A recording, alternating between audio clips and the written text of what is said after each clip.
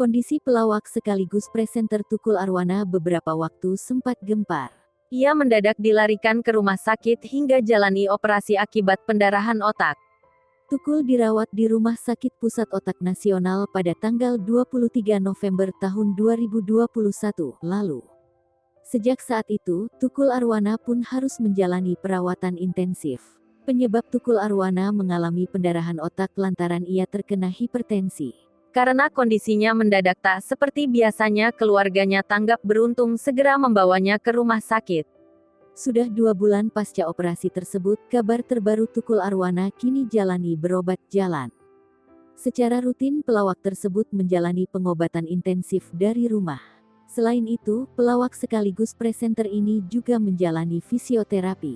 Dikabarkan manajernya Rizky Kimon dan putri Tukul, Vita, kesehatan pelawak itu berangsur membaik. Di balik kesakitan Tukul Arwana yang mendadak alami stroke, anak bungsunya, Jovan menceritakan kesaksiannya kondisi sang ayah sebelum dilarikan ke rumah sakit. Hal ini diungkapnya Jovan saat menjadi bintang tamu di Indosiar, dikutip tribunjabar.id, tanggal 11 Januari tahun 2022. Ternyata Jovan adalah orang pertama yang melihat kondisi Tukul memilukan.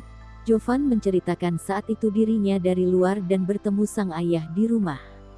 Biasanya ia selalu dipanggil hingga diciumi sang ayah, namun saat itu Tukul tak melakukannya. Bahkan Tukul tak berbicara sepatah kata pun kepadanya.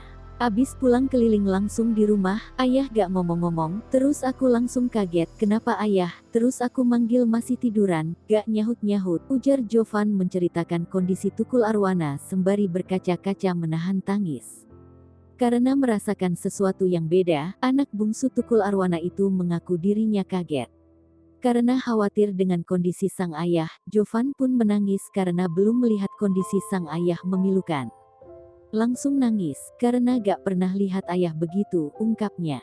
Karena takut, Jovan akhirnya memanggil kakaknya Vita untuk melihat kondisi sang ayah. Saat ditanya perasaannya kondisi Tukul yang sekarang, tangis Jovan langsung pecah. Ia tak kuasa lagi menahan tangis, tak sangka kondisi sang ayah kini yang berbeda dari biasanya.